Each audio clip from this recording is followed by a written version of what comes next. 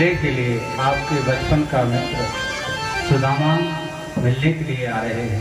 वो अपना नाम सुदामा बताते हैं। भगवान ने कहा वो कैसा है? द्वारपाल कहते हैं शीस पगाना जगत पे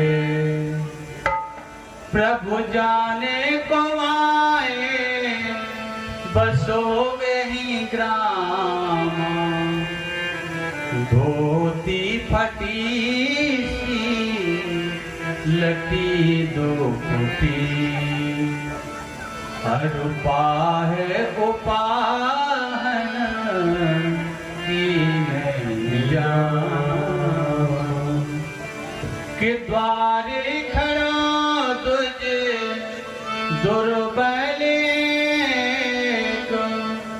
रहो चकिसो वसुधा अविरामा के पूछत दीन दयाल को धाम बतावत आपनो नाग सुधा बतावत आपनो नाग सुधा। प्रभु अपना नाम सुदामा बता रहा है। जैसे ही भगवान ने सुदामा का नाम सुना, महल को त्याग करके और बिना खड़ाऊ पहने और ऐसे भागे हैं कि पीतांबर कहीं पर पड़ा है, मुकुट कहीं पर पड़ा है, कुंडल कहीं पर पड़े हैं। आज रानियों ने देखा कि आज तक मेरे प्रभु की ऐसी दशा तो मैंने देखी नहीं। कौन सा ऐसा मित्र आया है? सारे पीछे से रानियां भागी। प्रभु कौन आया है? इधर सुदामा जी बैठे। कुछ देर हो गई तो सुदामा जी ने सोचा कि लगता है कि कन्हैया आने में देर कर रहा है, आएगा नहीं, तो लौटने लगे। पर जैसे ही कन्हैया दरवाजे पर आए, देखा कि सुदामा नहीं है, दौड़ पड़े। आज द्वारका की गलियों में दौड़ते जा रहे, पूछते जा रहे हैं हमारा मित्र सुदामा देखा है तुमने? लोग कहते हैं कि हाँ, एक ब्राह्मण देवता इस रास्ते से चले गए हैं, उसी रास्ते पर भागे। आज सुदामा जी दिखाई दिए, पुकारा मित्र सुदामा रुक जाओ। सुदामा जी ने पीछे मुड़ करके देखा कि हमारा द्वारकाधीश भागा चला आ रहा। दोनों अपने मिल गए, हृदय से लगाया, अश्रु की धारा बहने की। इतने रोए कि एक दूसरे की कोई सुने ही। सुदामा जी महलों में लाए, सिंहासन पर बिठाया और सुदामा जी रानियों से कहा कि जल लाओ। जल लेने के लिए रानियां गईं, तब तक प्रभु ने सुदामा की वो दशा देखी, पैरों की कांटे लगे हुए, रक्त बह रहा है। उस दशा को देख करके आज हमारा कन्हैया इतना रोया कि देख सुदामा की दीन दशा करुणा करके करुणा निधि रोए कि पानी परात को अरे हाथ छुओ नहीं, नैन के जल सो पग धोए, नैनन के जल सो पग धोए। आज हमारा कन्हैया इतना रोया, सुदामा की दशा को देख करके अपने नेत्रों के आंसुओं से ही चरणों को धोने लगा। भगवान ने चरण प्रक्षालन किया, रानियों को आदेश दिया कि इनको प्रणाम करो, ब्राह्मण देवता पधारे। रानियां प्रणाम करने के लिए आने लगी। सुदामा जी बोले कन्हैया एक बात बताओ, ये सब कौन है? कन्हैया कहने लगे सुदामा ये आपकी बहुएं हैं। सुदामा जी आंख फाड़ करके देखने लगे, इतनी बहुएं? एक काम करो कन्हैया, ऐसे तो हमारा देखो शरीर दुबला पतला है, कमजोर शरीर है, और आशीर्वाद देते देते ये शरीर समाप्त हो जाएगा। इसलिए ये काम करो, इनसे बोल दो कि एक साथ प्रणाम कर दो, हम एक साथ सबको आशीर्वाद दे देंगे। आज 16,108 रानियों ने एक साथ प्रणाम किया, सुदामा जी ने आशीर्वाद दिया। आज ब्राह्मण देवता की भगवान ने पूजा की। सुदामा जी इधर उधर देख रहे हैं महलों की ओर। कन्हैया कहने लगे, मित्र क्या देख रहे हो? सुदामा कन्हैया के मुखमंडल पर देख रहा है। कन्हैया, ये सारा वैभव तुझे कहां से प्राप्त हुआ है? ये इतनी रानियां, ये महल का सौंदर्य, ये तुझे राजा का पद, ये सब कैसे मिला है तुझे? भगवान नेत्रों में आंसू भर करके कहने लगे, सुदामा, विप्र प्रसादं धर्मी धरोहं, विप्र प्रसादात् कमलावरोहं, विप्र प्रसादात् आदितजितोहं, विप्र प्रसादात् मम राम नाम। मित्र, ये आप जैसे विप्र ब्राह्मणों की कृपा से हमें सब प्राप्त हुआ है।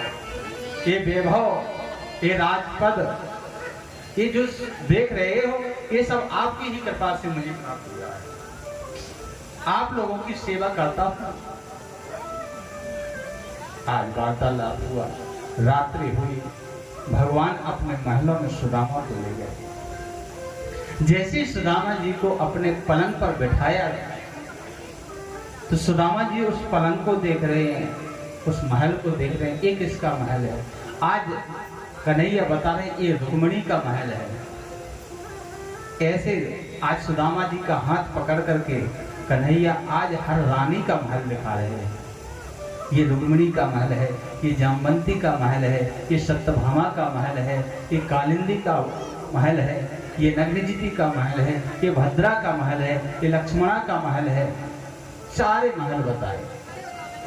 सुदामा जी बोले, अब ज्यादा महलों में मत मुझे घुमाओ, नहीं तो हम बहुत थके हुए पहले से हैं, आराम करने दो। आज सुदामा जी को भोजन कराया और जैसे विश्राम के लिए कन्हैया ले गए और जैसे बैठे सुदामा जी तो पोटली गिर गई नीचे। कन्हैया बोले, ये क्या है? तुरंत ही आज सुदामा जी ने उसको मुट्ठी में लिया, दबा लिया, कुछ नहीं।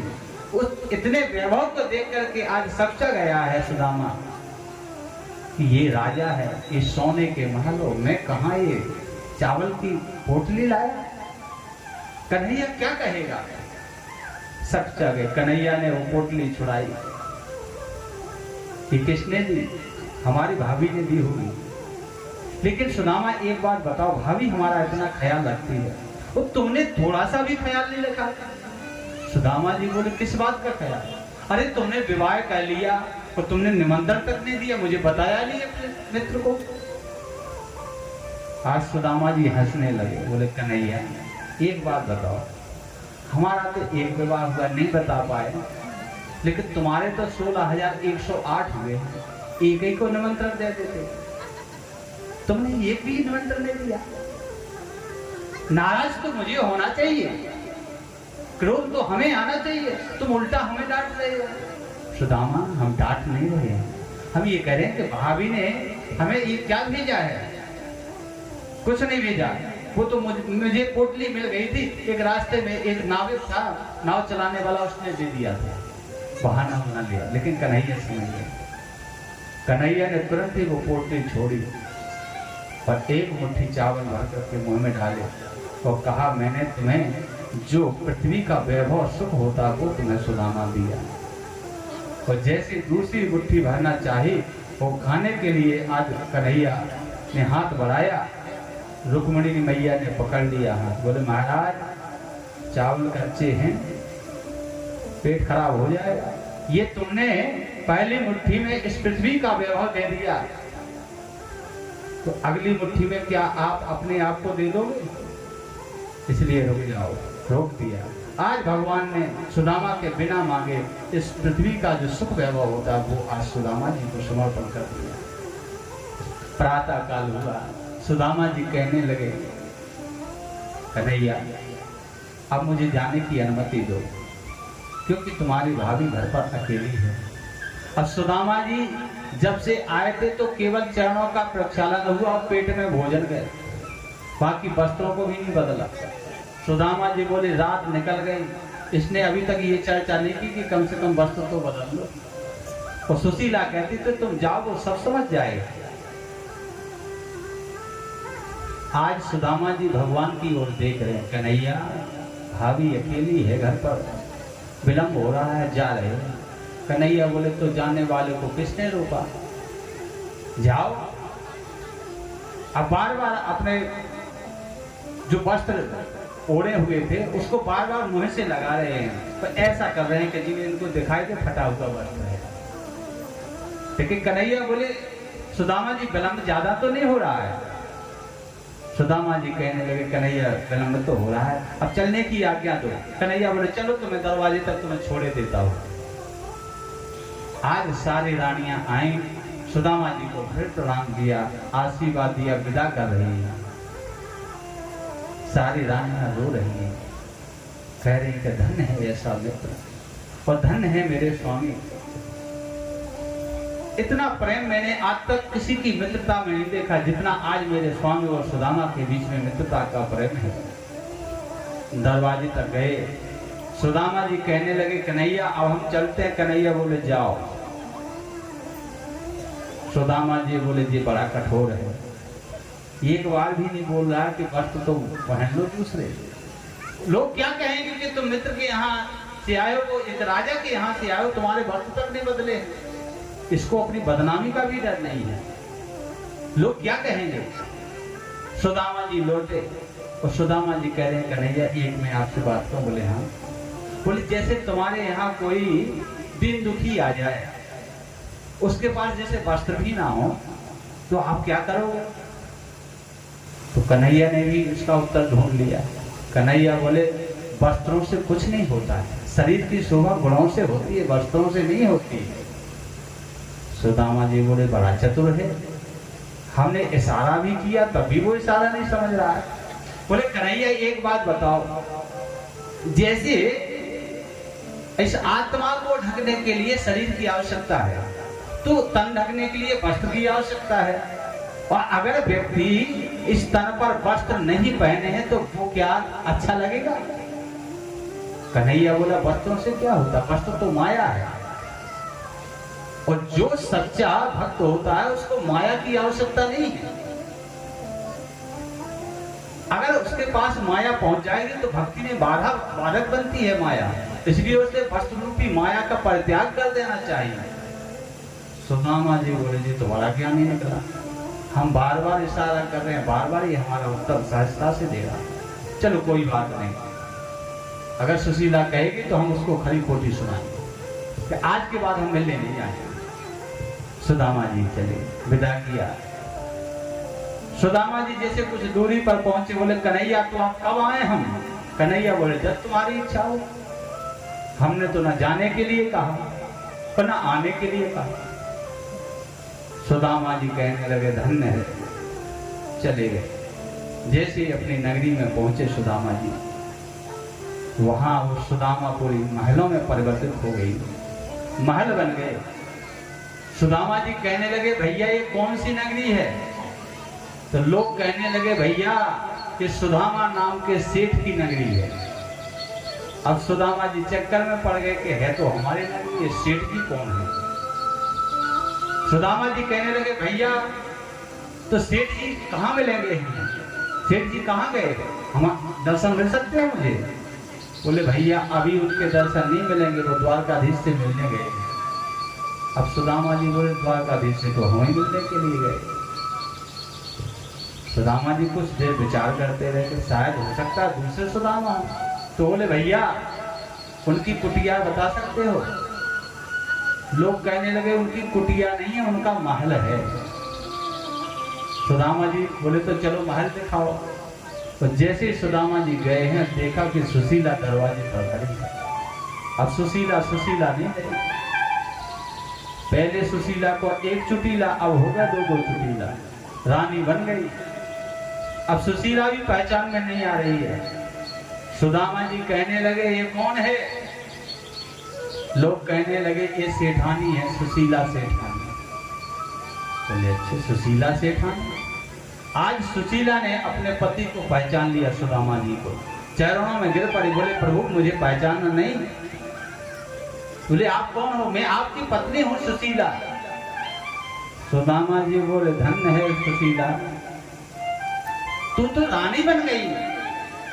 ये सब वैभव कहां से आया है? तो बोले ये सब प्रभु का प्रताप है। सुदामा जी सब त्याग करके जाने लगे। बोले मुझे नहीं रहना महलों में, ये तू कहां से लाई है? आज तक मैंने जीवन में किसी से कुछ मांगा नहीं है और तूने मांग करके ये महल तैयार कर लिया। सुशीला चरणों में गिर पड़ी, बोले प्रभु हमने मांगा कुछ नहीं है। जब मैं प्रातः काल उठी तो ये महल बने हुए दिखाई दिए मुझे। सारा ये वैभव तुम्हारे द्वारकाधीश ने दिया है। सुदामा जी कहने लगे हम इन महलों में नहीं रहेंगे। हम महल मांगने थोड़ी गए थे, हम तो प्रभु के दर्शन करने के लिए गए थे। आज सुदामा जी का जीवन देखो। सुदामा जी महलों में नहीं रहे, तुरंत ही पत्नी को लेकर के अपने बच्चों को घर सौंप करके तुरंत जंगल में चले गए और भजन करने लगे। भजन व्यतीत करते करते अपना जीवन समर्पण किया और अंत में भगवान के धाम को गए। बोलिए द्वारकाधीश महाराज की जय। श्री सुखदेव स्वामी कहते हैं राजन ऐसा था सुदामा जी का चरित्र। अब हम तुम्हें यदुवंशियों को श्राप कैसे मिला। भगवान श्री कृष्ण अपने पुत्रों को समझा रहे हैं, 80 पुत्रों को, जिसमें से सांब सबसे आगे बैठे हुए हैं। प्रद्युम्न जी, सांब, सुभानु और केतु, इन 4 पुत्रों को समझा रहे हैं तो बेटा कभी भी संत का, ब्राह्मण का अपमान नहीं करना, उनकी निंदा नहीं करना। जो गुरु की निंदा, माता पिता की निंदा, ब्राह्मण की निंदा और गौ की निंदा करता है तो उसका सर्वनाश होता है। कभी भी इन लोगों की परीक्षा नहीं लेना चाहिए बेटा। रूप यौवन संपन्ना, व्यक्ति के पास जो 4 चीजें बढ़ गई तो समझ लो कि उसके बिगड़ने के आसार ज्यादा रहते हैं, बिगड़ने के चांस ज्यादा रहते। कौन कौन से? रूप मिल जाए, सुंदरता मिल जाए, सुंदरता मिल जाए, युवा अवस्था मिल जाए, धन मिल जाए और फिर पद मिल जाए। ये अगर व्यक्ति को 4 चीजें मिल